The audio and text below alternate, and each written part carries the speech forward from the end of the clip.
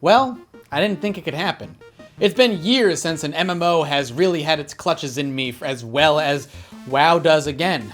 And after 3 failed expansion packs, I essentially gave up on WoW. But some friends convinced me to try out Legion, and I'm in hook, line, and sinkers. There's something different, something special about this one. And while it may be a little too early to determine if Legion will stand the test of time and be considered one of the best expansion packs for WoW in existence, it got me thinking. What are some of the best expansion packs, regardless of game or time released, that have ever come out? And narrowing it down to a top 5 was difficult, as I've played a ton of games and read about a bunch, but I figured I'd give you guys my top 5 list of MMO expansion packs that have launched over the years. Check it out, and while you do, I'm gonna go play some WoW.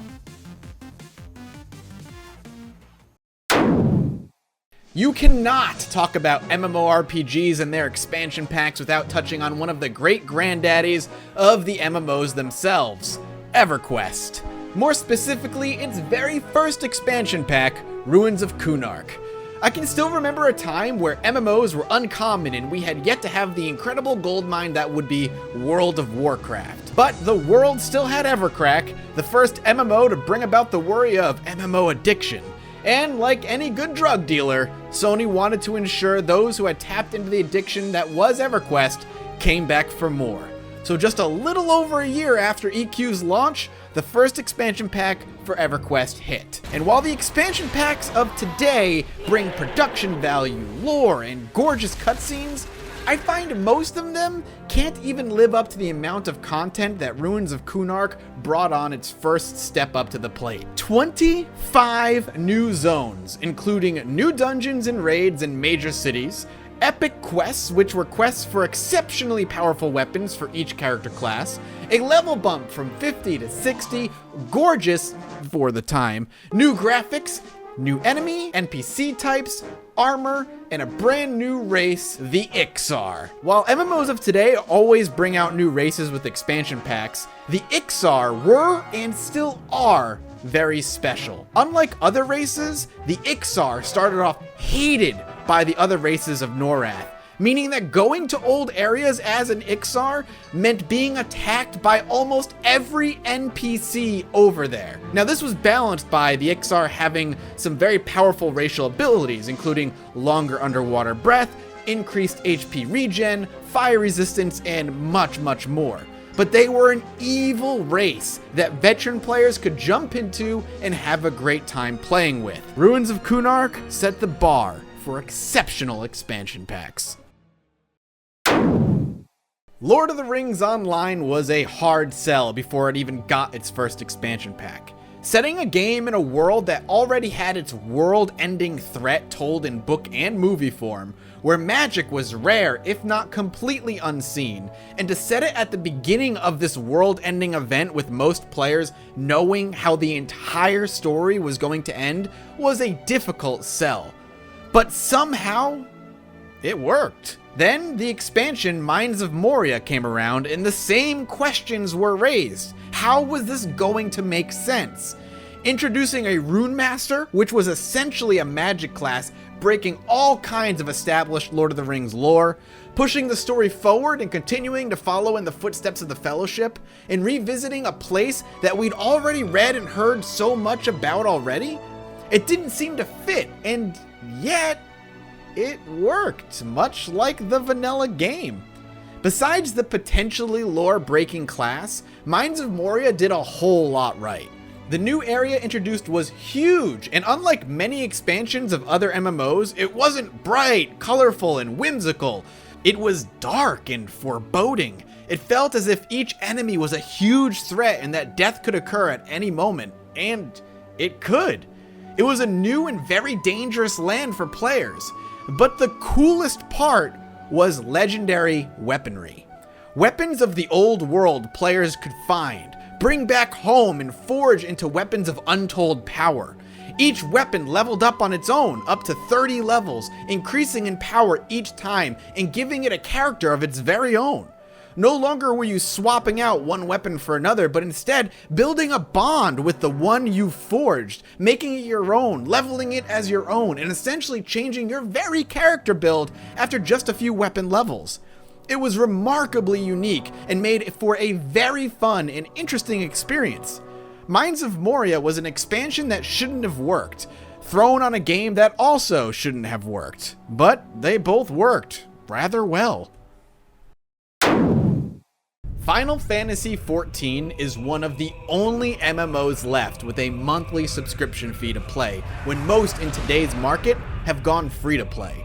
And it continues to thrive while doing so, and for very good reason.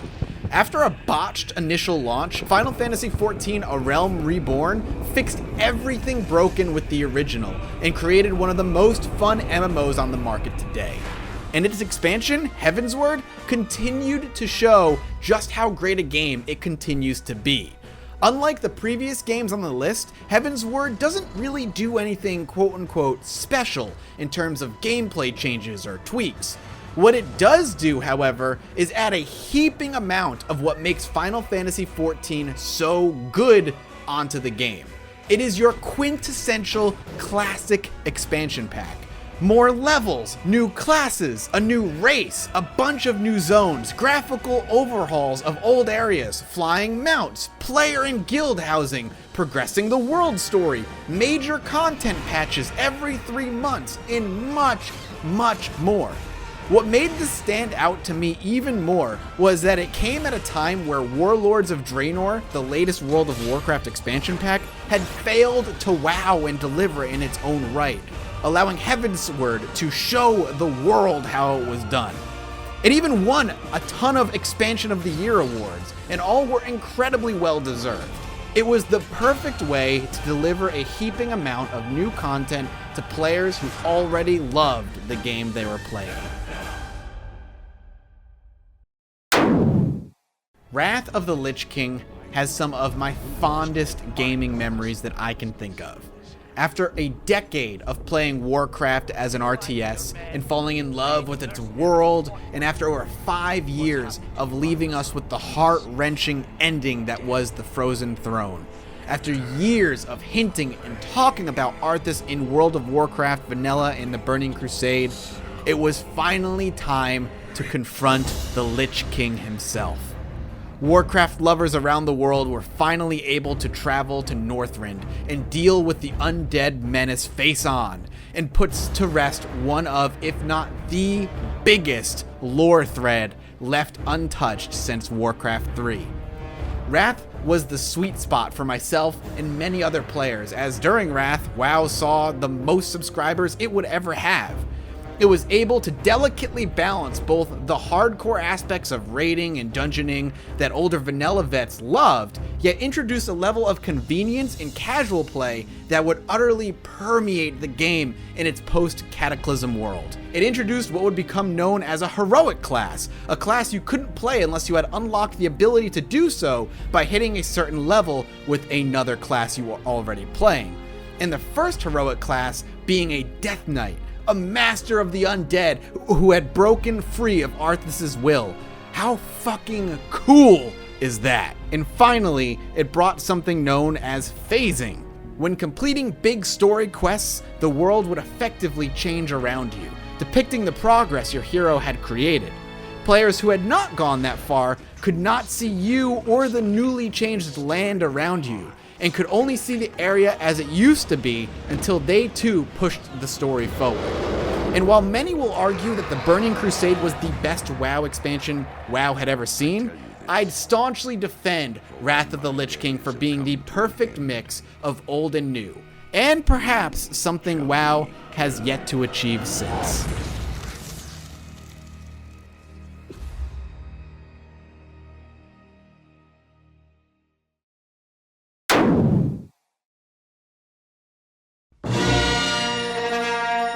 Come on, you knew this was coming.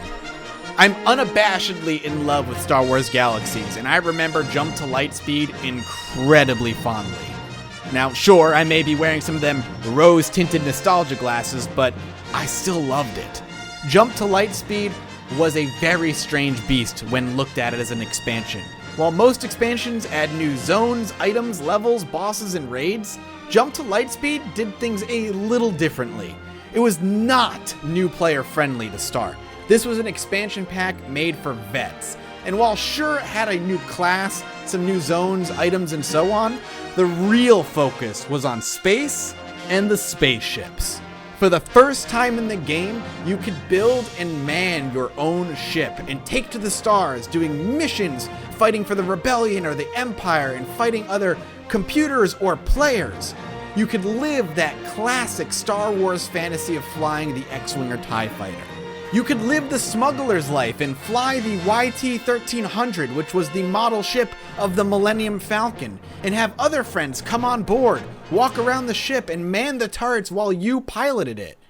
Or you could be like me and fly a space yacht among the stars, hosting other players and parties and enjoying the scenery. You could decorate the inside of your ship as you saw fit, making it as luxurious or ragtag as you wanted. The sandbox world that was Star Wars Galaxies had been cracked wide open, allowing for even more customization and player fantasies into the Star Wars universe to be fulfilled. It was like a space sim had been mashed up with my favorite MMO, flying from planet to planet, dogfighting with your friends, or just cruising the stars in your spaceship is something I sorely miss and thoroughly enjoyed. So, there you have it, my top 5 MMORPG expansion packs. Some from the olden days, some from the newer days, but all of them exceptional in their own way. So, what are your top 5 MMORPG expansion packs? Or broader yet, what are your favorite expansion packs for MMOs or single player games, as we really don't get expansion packs that often anymore? I'm curious to read your comments in the section below. I hope you enjoyed, and I'll see you in the next one. Bye-bye. Thank you guys so much for watching this top 5 video, and while I'm hard at work at the next proper Judge Mathis review, you should go check out my last one. It was on Deadly Premonition, one of the most bizarre games I've ever had the pleasure of playing. Or if you just want daily content from me, you can head over to youtube.com/mathisgames for daily gameplay videos, and if you run out of videos there, you can also head over to youtube.com/deancuddy for some more comedic reviews by my good friend. Thank you guys so much for watching. I hope you enjoyed, and I'll see you next time.